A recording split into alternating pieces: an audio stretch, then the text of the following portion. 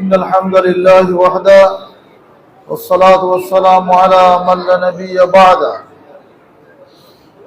أما بعد فأعوذ بالله من الشيطان الرجيم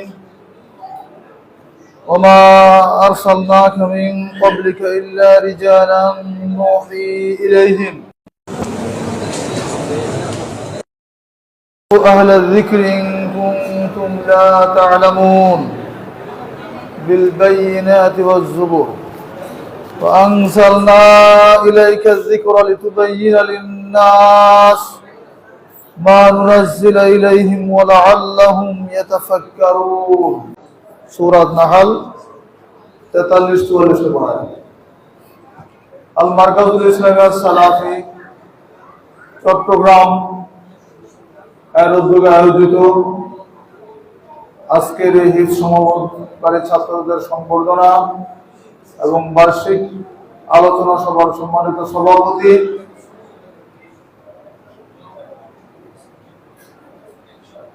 সম্মানিত আলোচকবৃন্দ, অত্র প্রতিষ্ঠানের বিভিন্ন পর্যায়ের দায়িত্বশীল বৃন্দ, আহলে হাদিস আন্দোলন বাংলাদেশ ও বাংলাদেশ আহলে হাদিস যুব সংঘের বিভিন্ন পর্যায়ের দায়িত্বশীল বৃন্দ,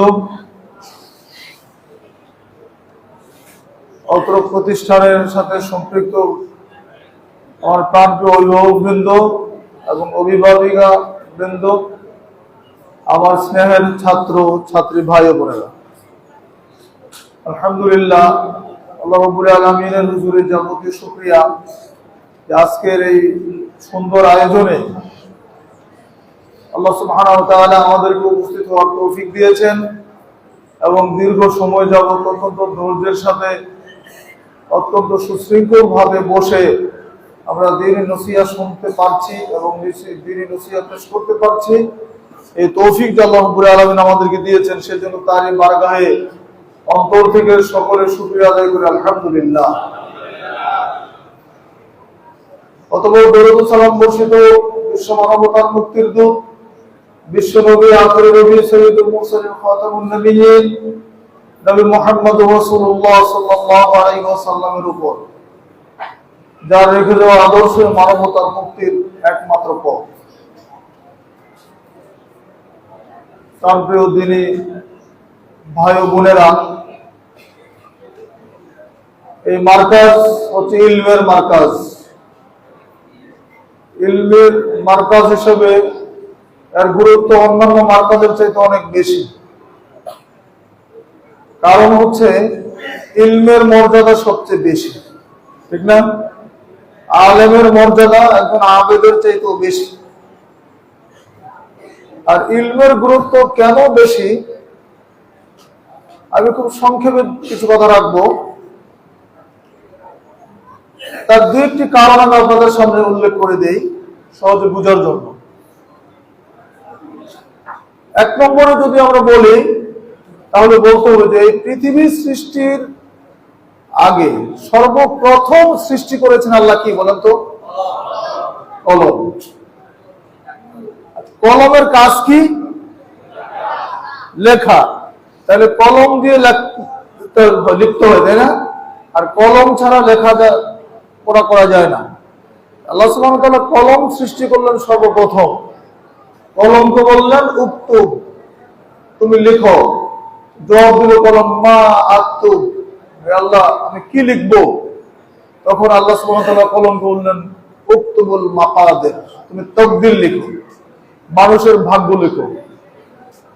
মা কানা ওয়া মা হুয়া কাইনুন ইলাল আবাদ, যা ছিল এবং যা ঘটবে আগামীতে, কিয়ামত পর্যন্ত যা হবে, যা ছিল এবং আগামীতে যা হবে ঘটবে সবকিছু তুমি লিখো। তাহলে কলম সৃষ্টি করলেন আল্লাহ সুবহানাহু ওয়া তাআলা সর্বপ্রথম, কলমকে লিখতে বললেন। তাহলে বোঝা যাচ্ছে যে শিক্ষার একটা গুরুত্ব অনেক বেশি। শুধু তাই নয়, আল্লাহ সুবহানাহু ওয়া তাআলা কোরআন মাজিদের মধ্যে একটি পৃথক সূরা নাযিল করেছেন, সূরাতুল কালাম, কলমেরই একটি সূরা। এই সূরা থেকেও কিন্তু আমরা এই জ্ঞান লাভ করতে পারছি যে আসলে জ্ঞানার্জন করার জন্য অবশ্যই কলমের প্রয়োজন, লেখার প্রয়োজন। 2 নম্বরে আসেন, আল্লাহ সুবহানাহু ওয়া তাআলা আমাদের নবী, প্রিয় নবী মুহাম্মদ রাসূলুল্লাহ সাল্লাল্লাহু আলাইহি ওয়াসাল্লামের নিকট যে সর্বপ্রথম ওহী নাযিল করেছিলেন, সেই সর্বপ্রথম ওহীর যে আয়াতগুলো কি ছিল? অনন্ত কোন সূরার কোন আয়াত? সূরা আলাকের প্রথম 5টি আয়াত। আর এই 5টি আয়াতের একেবারে সর্বপ্রথম যে আয়াত সেটা কি? ইকরা বিসমি রাব্বিকাল্লাযী খলাক,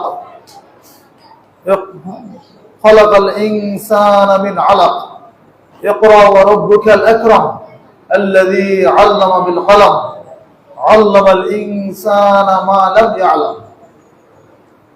এই 5টি আয়াতের মধ্যে সর্বপ্রথম যে ওয়ার্ড, সর্বপ্রথম যে শব্দ, এই শব্দটি হচ্ছে কিন্তু পড়ো। ইকরা মানে কি? পড়ো। এবং এই পড়ো বলার পরে আল্লাহ সুবহানাহু ওয়া তাআলা এর পরের যে কথাগুলো নিয়ে আসছেন, ইকরা বিসমি রাব্বিকাল্লাযী খলাক, পড়ো তোমার প্রভুর নামে যিনি তোমাকে সৃষ্টি করেছেন। এই পড়াটাকে এই আয়াতের থেকে যেটা বোঝা যাচ্ছে, এমন ইলম অর্জন করতে হবে, এমন জ্ঞান অর্জন করতে হবে, যেই জ্ঞান অর্জন করার মাধ্যমে স্রষ্টা সম্পর্কে জানা যাবে। বিসমি রাব্বিকাল্লাযী খলাক, যিনি তোমাকে সৃষ্টি করেছেন। যেই জ্ঞান অর্জন করলে স্রষ্টাকে ভুলে যায় মানুষ, যে জ্ঞান অর্জনের মাধ্যমে মানুষ স্রষ্টার নির্দেশ মানতে চায় না, মানে না, জানে না, ওই জ্ঞান অর্জনের কথা আল্লাহ সুবহানাহু ওয়া তাআলা এখানে শর্ত যুক্ত করে দেন নাই। আপনি দুনিয়ার সব বিদ্যা অর্জন করেন, সমস্যা নাই, কিন্তু তলাবুল ইলমি ফরিদাতুন, প্রত্যেক মুসলমানের জন্য ইলম অর্জন করা ফরজ। এই হাদিসটা খুবই মাশহুর, আমরা সকলে কম বেশি জানি। তাহলে এই ইলমটা, যে ইলম অর্জন করা ফরজ করা হয়েছে, সেইটা কোন পর্যায়ের ইলম, এটা আমাদের জানার প্রয়োজন আছে না? আমরা মুসলমান, কিন্তু মুসলমান হলে কি হবে? আমরা ইসলামের কোনো নিয়ম নীতি, ইসলামের কোনো হুকুম আহকাম আমরা জানি না। দৈনন্দিন জীবনের যে ইসলামের যে রুটিন ওয়ার্ক আছে, সেটা আমরা জানি না। আমরা সকালে ঘুম থেকে ওঠা থেকে শুরু করে রাত্রে আবার যখন ঘুমাতে যাব, এই দীর্ঘ দিনের মধ্যে কিভাবে চলাফেরা করব, কোন নিয়মে আমাকে চলতে হবে, ঘুম থেকে উঠে আমার কি কাজ আছে, ঘুমানোর সময় আমার কি কাজ আছে, আমি ভাত খাবো কিভাবে, আমি ব্যবসা বাণিজ্য করবো কিভাবে, আমি চাকরি বাকরি করবো কিভাবে, আমি সংসার পরিচালনা করব কিভাবে, এই সবকিছু তো শরীয়তের মধ্যে আছে। এই সবকিছু কিন্তু ইলমের অন্তর্ভুক্ত। এই ইলম আমাকে জানতে হবে। আমি দুনিয়ার সকল বিদ্যা অর্জন করেছি, কিন্তু আমি আমার বাবা মার জন্য কোন দোয়া করতে হবে এটা জানি না, তাই না? বাবা মারা গেল, মা মারা যাওয়ার পরে আমরা জানাজার জন্য ভাড়াটিয়া মৌলভী সাহেবকে নিয়ে আসি, বা মানুষের কাছে যেতে হচ্ছে আমার আব্বার জানাজা পড়ানোর জন্য। আবার মৌলভী সাহেবকে ডেকে এনে আমরা দোয়া করছি, মিলাদ করছি, কারণ আমি তো কিছুই জানি না। এখন আমরা মনে করে নিয়েছি যে একজন আলেমকে বাড়িতে দাওয়াত দিয়ে এনে যদি দোয়া পড়াই দেই বা 40 করি, একটা খাওয়ার আয়োজন করলাম, এতেই মনে হয় আমার পিতার কবরে শান্তি চলে আসলো, তার রূহ মনে হয় শান্তি পেয়ে গেল। এই ধরনের ভ্রান্ত বিশ্বাস কিন্তু আমাদের মধ্যে আছে। আপনি তো সঠিক ইলমটা জানেন না, না জানার কারণে কি হচ্ছে? বাতিলটা ঢুকে যাচ্ছে। এই জন্য ইলম অর্জন করতে হবে, জ্ঞান অর্জন করতে হবে, এটা আল্লাহ সুবহানাহু ওয়া তাআলার একটা নির্দেশ। আর জ্ঞান অর্জন করার জন্য অবশ্যই পড়াশোনা করতে হয়, না পড়ে কেউ জ্ঞান অর্জন করতে পারে না। যে যত পড়বে সে তত শিখবে, না পড়লে জ্ঞান অর্জন করা যাবে না।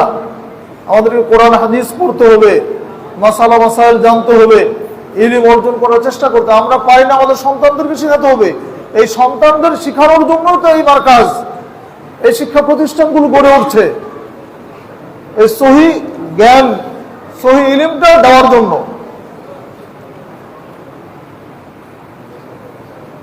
তারপর 3 নম্বরে যে বিষয়টা বলবো, জ্ঞানের কারণে আল্লাহ সুবহানাহু ওয়া তাআলা হযরত আদম আলাইহিস সালামকে ফেরেশতাদের উপরে সম্মানিত করেছে। শুধুমাত্র একটা কারণ জ্ঞান। কারণ আল্লাহ সুবহানাহু ওয়া তাআলা হযরত আদম আলাইহিস সালামকে যে জ্ঞান দিয়েছিলেন, এই জ্ঞান, এই ইলম কিন্তু ফেরেশতাদেরকে দেওয়া হয় নাই। وعلم آدم الأسماء كلها ثم عرضهم على الملائكة قال أنبئوني بأسماء هؤلاء إن كنتم صادقين। আল্লাহ সুবহানাহু ওয়া তাআলা আদম আলাইহিস সালামকে শিক্ষা দান করলেন। হ্যাঁ, ওয়াল্লামা আদম আল আসমা কুল্লাহা, সমস্ত কিছুর নাম শিক্ষা দিলেন কাকে? আদম আলাইহিস সালাম। ওয়া'আরাদাহু আলাল মালায়েকা, অতঃপর ফেরেশতাদের সামনে এগুলো উপস্থাপন করা হলো, ফেরেশতাদের সামনে তুলে ধরা হলো। তারপরে ফেরেশতাদেরকে বলছে আম্বিউনি বিআসমা, এগুলোর নাম বলো, এই সমস্ত বস্তুর নাম তোমরা বলো যদি তোমরা সত্যবাদী হয়ে থাকো। তোমরা তো বলেছিলে মানব সৃষ্টির আগে যে আল্লাহ আমরাই তো তোমার ইবাদত করছি, মানুষ সৃষ্টি করবা, এরা দুনিয়া থেকে ঝগড়াঝাটি করবে, রক্তপাত করবে, মারামারি করবে, কাটাকাটি করবে। আল্লাহ সুবহানাহু ওয়া তাআলা যখন প্রশ্ন করলেন, তারা কি উত্তর দিতে পেরেছিল? লা ইলমা লানা ইল্লা মা আল্লামতানা, জবাব দিয়েছিল কি? আল্লাহ আমাদের কোনো ইলম নাই, আমাদের কোনো জ্ঞান নেই, যেইটুকু তুমি আমাদেরকে শিক্ষা দিয়েছো এটা ব্যতীত। সুবহানাল্লাহ। আল্লাহ সুবহানাহু ওয়া তাআলা যেইটুকু জ্ঞান শিক্ষা দিয়েছেন, জানিয়েছেন, তারা ওইটুকুই জানেন, তার বাইরের কোনো জ্ঞান কিন্তু ফেরেশতাদের ছিল না। কিন্তু আদম আলাইহিস সালামকে আল্লাহ রাব্বুল আলামিন জ্ঞান শিক্ষা দিয়েছিলেন, তাহলে তার শ্রেষ্ঠত্বের মর্যাদা। এরপরে আল্লাহ বললেন কি? আদমকে সিজদা করো, ফাসজুদু লিআদম, আদমকে তোমরা সিজদা করো। তখন সিজদা তো সবাই করলো, কে করে নাই? ইবলিস করে নাই। কেন করে নাই? কি যুক্তি দিয়েছিল বলেন তো? আনা খায়রুম মিনহু, আমি তার চাইতে শ্রেষ্ঠ। খালাকতানি মিন নার ওয়া খালাকতাহু মিন তিন, আল্লাহ তুমি আমাকে আগুন দিয়ে সৃষ্টি করেছো আর তাকে মাটি দিয়ে সৃষ্টি করেছো, আমি তার চাইতে শ্রেষ্ঠ, আমার মর্যাদা বেশি। সে অহংকার করলো, আবা ওয়াস্তাকবারা, অস্বীকার করলো, অহংকার করলো, ওয়া কানা মিনাল কাফিরিন, সে কাফিরদের অন্তর্ভুক্ত হয়ে গেল। দেখেন, যুক্তি দিয়েছিল যে আমি হচ্ছে আগুনের তৈরি আর আদম হচ্ছে মাটির তৈরি, যার ফলে আমার মর্যাদা বেশি। তাহলে যুক্তি কে দেয় ভাই বলেন তো? শয়তান। যুক্তি শয়তানের কাম, আর দলিল কাদের কাজ? যারা মুসলিম, বিশেষ করে যারা আহলুল হাদিস মুসলিম, তারা দলিলবিহীন কোনো আমল করতে চায় না, করে না। আহলে হাদিস যদি হন তাহলে অবশ্যই হাদিস মানতে হবে।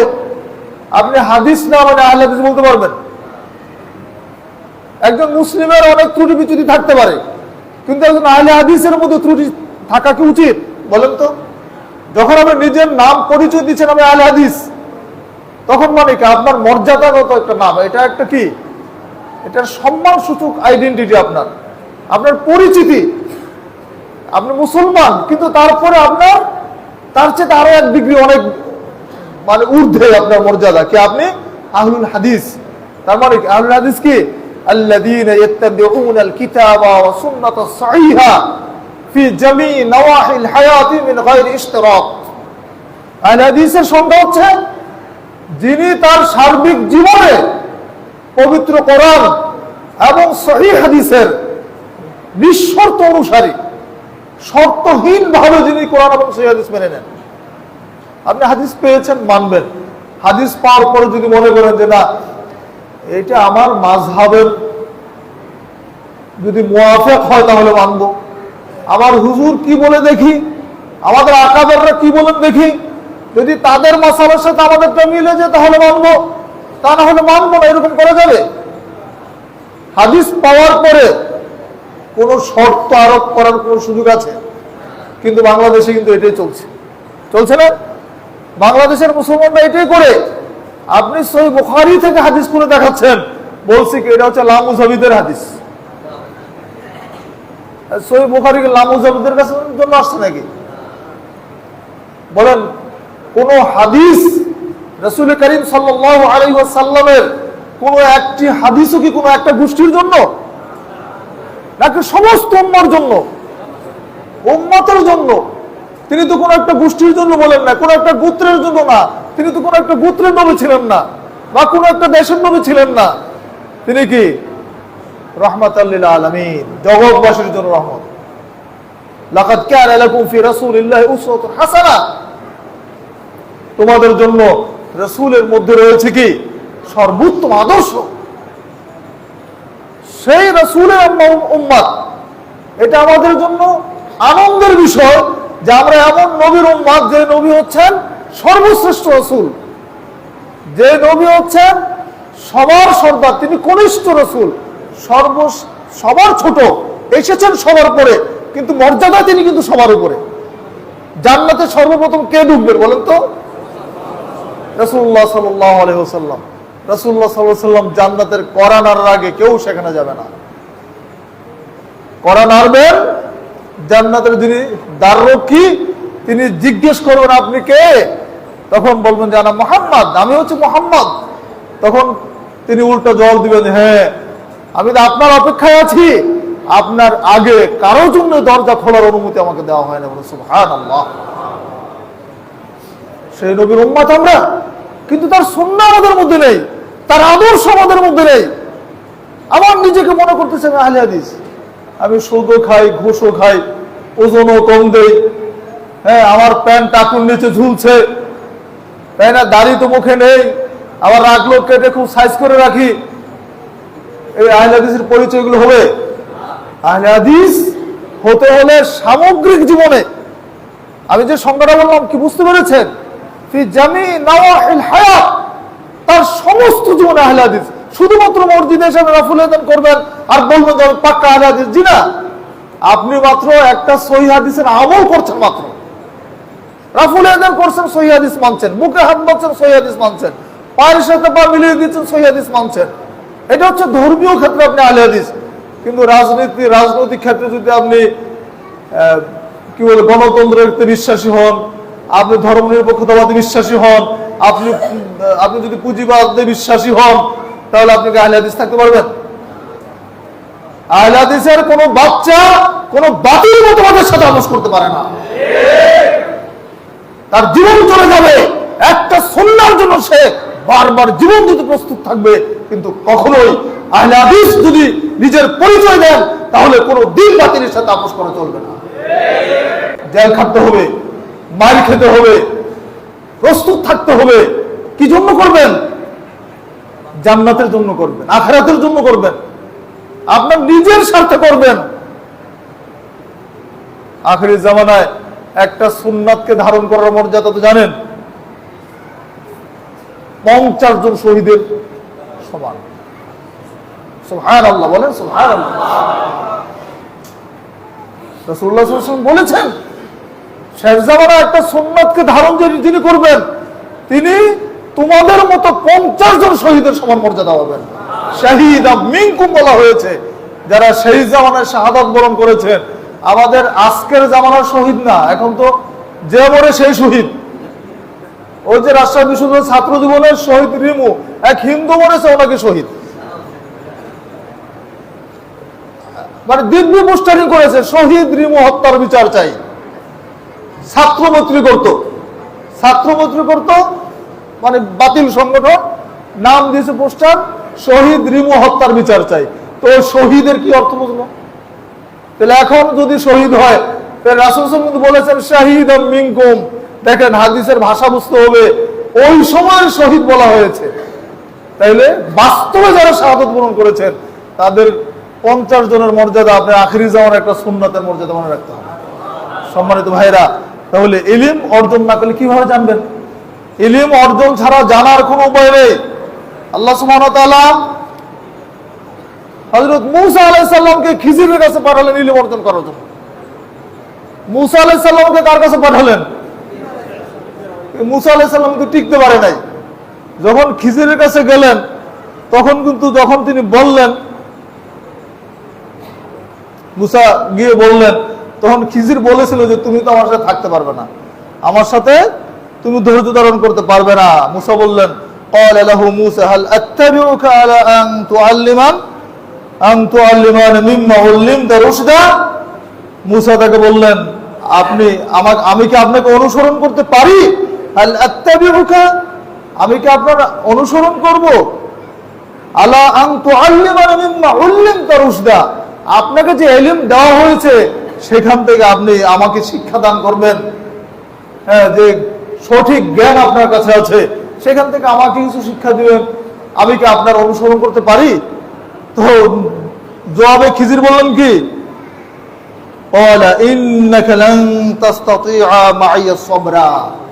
বললেন যে নিশ্চয়ই তুমি আমার সাথে সবর করতে পারবে না, সবর করতে পারবে না। বুঝছেন কেন? এমন এমন কিছু ঘটনা, লম্বা ঘটনা বলতে চাই না, সময় সংক্ষেপ। এই ঘটনাগুলো যখনই ঘটছে তখন তো মুসার তো খুব রাগ হয়ে যাচ্ছে। এমনি রাগী মানুষ জানেন, নৌকা দিয়ে পার হওয়ার পরে নৌকা ডুবিয়ে দিল। এই কেমন কথা, এই লোকটা আমাদেরকে পার করে দিল, ভালো নৌকাটা আপনি ভেঙে দিলেন। মানে অবাস্তব অবাস্তব কাহিনী যখন ঘটতে লাগলো তখন মুসা আলাইহিস সালাম আর টিকতে পারলেন না। আগে বলেছিলেন তুমি আমার কোনো প্রশ্ন করতে পারবা না, আমার সাথে চলো, এলেম হাসিল করবো, কিন্তু কোনো জিজ্ঞেস করবো না যতক্ষণ না আমি নিজে থেকে তোমাকে ব্যাখ্যা দিব ততক্ষণ। কিন্তু ততক্ষণ পর্যন্ত মুসা আলাইহিস সালামের সবরে কুলায় নাই। তিনি যখন একটা ঘটনা ঘটছে তখনই সাথে সাথে প্রশ্ন করছে, এটা কেমন কথা হলো, আপনি এই কাজটা করলেন, ইনজাস্টিস করলেন, এটা কেমন হলো? তো যাই হোক, তারপরে মুসা আলাইহিস সালামের সব ব্যাখ্যা তিনি দিলেন।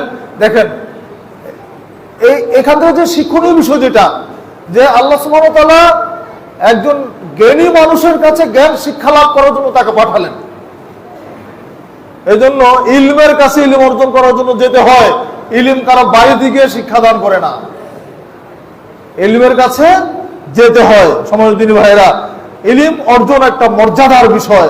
আল্লাহ সুবহানাহু ওয়া তাআলা এই মর্যাদা ইলমের কারণে আদম আলাইহিস সালামকে দিয়েছেন, ইলমের কারণে খিজিরকেও দিয়েছেন। তাহলে জ্ঞানীর মর্যাদা আছে। হাদিস তো আপনারা জানেন, আলেমের মর্যাদা আবেদের চেয়ে কত বেশি।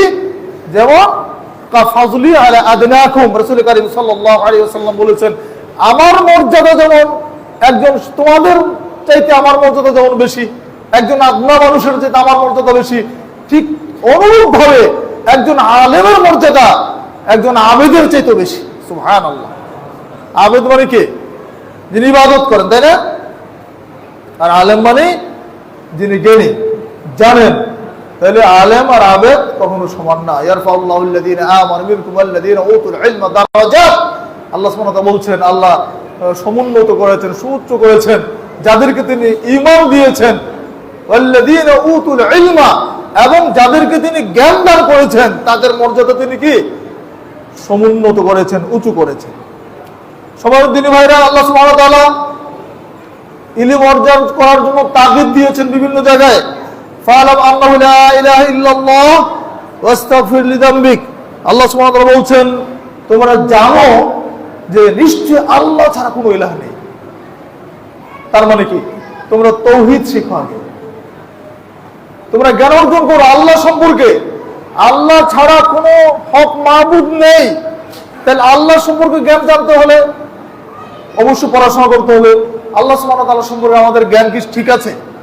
আমাদের মধ্যে কত ভ্রান্ত আকীদা, আল্লাহ সম্পর্কে ভ্রান্ত আকীদা, তার রাসূল সম্পর্কে ভ্রান্ত আকীদা, জান্নাত জাহান্নাম সম্পর্কে ভ্রান্ত আকীদা, তার কিয়ামত সম্পর্কে ভ্রান্ত আকীদা। হ্যাঁ, প্রত্যেকটা জায়গায় দেখবেন যে ভুল বিশ্বাস আমাদের মধ্যে জেগে বসেছে। এই ভুল থেকে শুধরানোর উপায় কি? ইলম অর্জন করতে হবে, জ্ঞান অর্জন করতে হবে।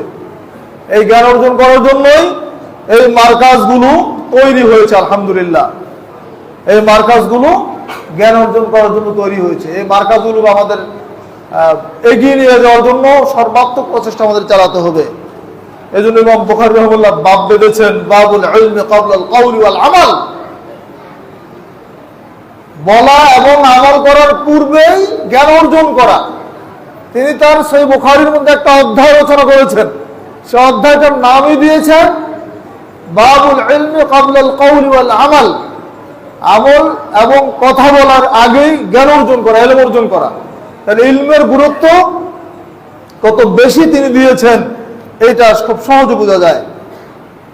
বিশেষ করে সহিহ আকীদা মানহাজ জানার জন্য আপনি যদি এখন থেকে আপনার সন্তানকে সঠিক প্রতিষ্ঠানে না দেন, সঠিক জায়গায় যদি না দিতে পারেন, আপনার ছেলে কিন্তু ভুল শিখবে। এই যে আজকেও মঞ্চে থেকে যখন একটু আগে বসেছিলাম, তখন একটা তালাকের ফতোয়া একজন প্রশ্ন করেছে, উত্তর দিতে হয়েছে। গত কয়েকদিন আগে, 10-15 দিন আগে একটা প্রশ্ন তালাক সম্পর্কিত বাংলাদেশের দক্ষিণাঞ্চল থেকে, ভোলা থেকে, যেখানে পীর সাহেবদের বিশাল মজমা যে এলাকাগুলোতে, সেখান থেকে প্রশ্ন করেছেন। এক ভাই তার স্ত্রীকে 3 তালাক দিয়েছেন এক বৈঠকে। 3 তালাক দেওয়ার পরে রাগের মাথায়, তো তালাক মানে তো রাগারাগি করলে তালাক হয় বেশি, তো তালাক দিয়ে দিয়েছেন, বাস এবার তো খালাস, শেষ, কি করবেন এখন। কিন্তু একটু পরেই বা একদিন পরে তার মন চেঞ্জ হয়ে গেছে, তিনি তার হুঁশ ফিরেছে যে এই কাজটা আমি কি করলাম। এক ছেলে দাওরা পড়ছে ছাত্র ঢাকাতে এক মাদ্রাসায়, আর অন্যান্য ছেলে অন্যান্য প্রতিষ্ঠানে পড়াশোনা করছেন। তো 2-3 জনের জনক এই ব্যক্তি পড়েছেন বিপদে, যে বউ তো তালাক দিয়ে দিয়েছে, এখন নেওয়ার তো উপায় নাই।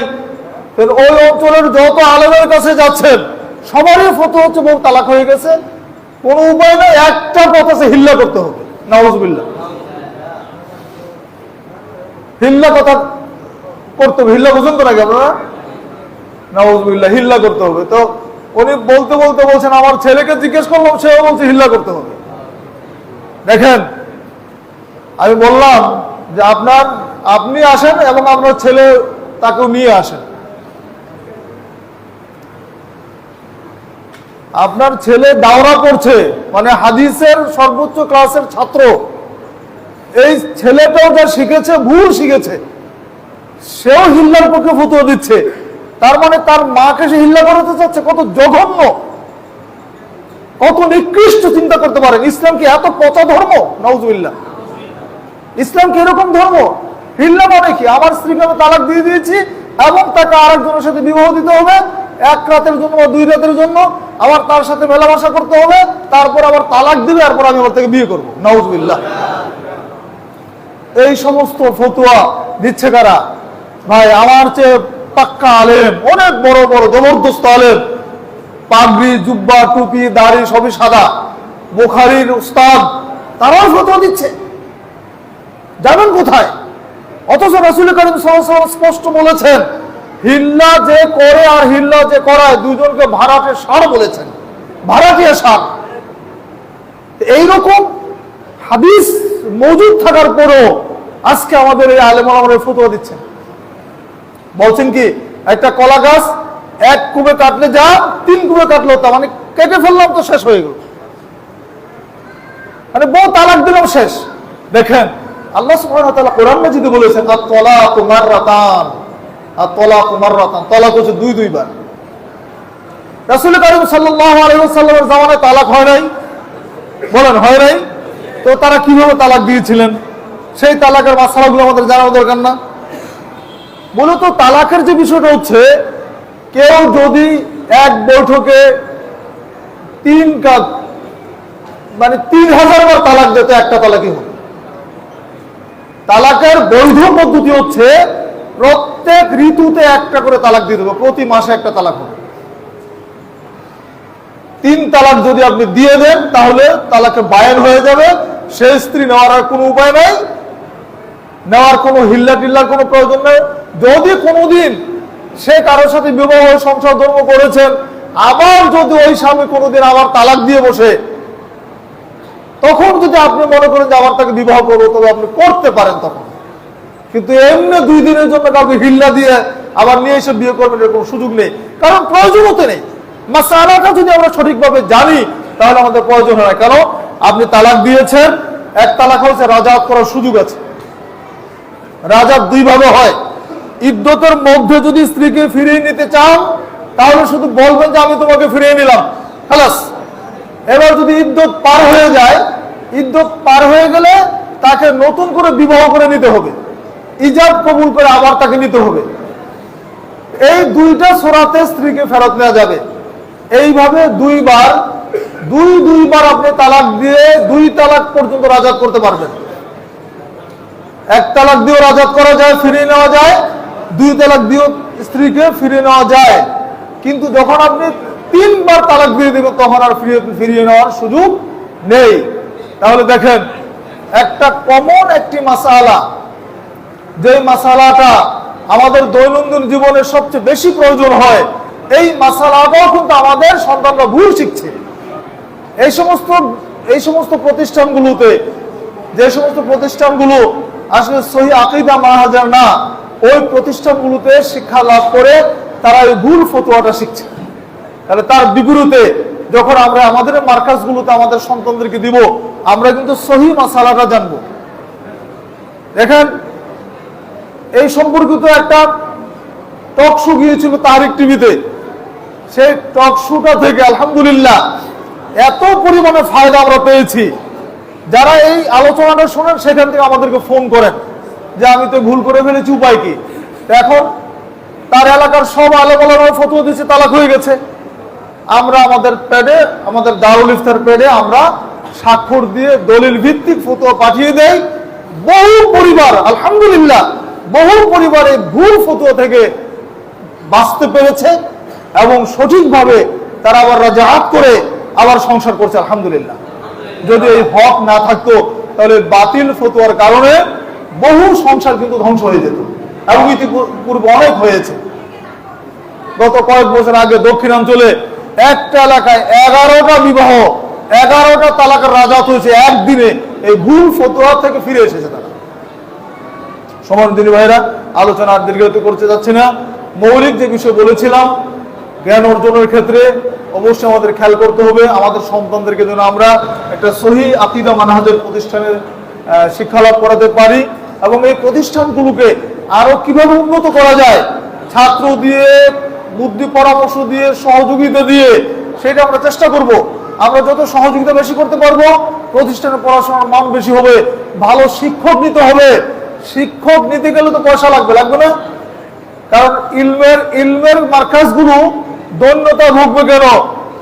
ইংলিশ মিডিয়াম স্কুলের তো টাকার অভাব হয় না, সেখানে তো টাকা দিচ্ছেন আপনারা। কিন্তু সবচেয়ে বড় যে ইলম, মূল ইলম, যে ইলম অর্জন করলে আপনার আখিরাত বাঁচাতে পারবেন, সেই ইলম অর্জন করার জন্য আমাদের ইনভেস্ট করতে হবে। আখিরাতের ব্যাংকে ডিপোজিট করতে হবে। এই ডিপোজিট করার জন্য আমরা আপনাদের প্রতি উদাত্ত আহ্বান জানাচ্ছি। আমাদের মার্কাজটাকে সামনে এগিয়ে নিয়ে যাওয়ার জন্য আমরা উদাত্ত আহ্বান জানাচ্ছি। আর সবাইকে আন্তরিক ধন্যবাদ জানাচ্ছি, মোবারকবাদ জানাচ্ছি। আজকের এই সুন্দর আয়োজনে আপনারা উপস্থিত হয়েছেন এবং অত্যন্ত সুশৃঙ্খলভাবে, সুন্দরভাবে আলোচনা শ্রবণ করছেন। আপনাদের সবার প্রতি কৃতজ্ঞতা জানিয়ে এবং আয়োজকদেরকে ধন্যবাদ জানাচ্ছি। আল্লাহ সুবহানাহু ওয়া তাআলা যেন তাদেরকে জাযায়ে খায়র দান করেন, এবং আলোচক বিন্দু যারা অত্যন্ত কষ্ট করে দূর দূরান্ত থেকে এসেছেন, আমরা তাদের এই কষ্টের জন্য আল্লাহ সুবহানাহু ওয়া তাআলার কাছে দোয়া করছি। আল্লাহ যেন তাদেরকেও জাযায়ে খায়র দান করেন। আমিন। আকুলু কাওলি হাযা ওয়াস্তাগফিরুল্লাহ লি ওয়া লাকুম ওয়া লিসাইরিল মুসলিমিন। আসসালামু আলাইকুম ওয়া রাহমাতুল্লাহি ওয়া বারাকাতুহু।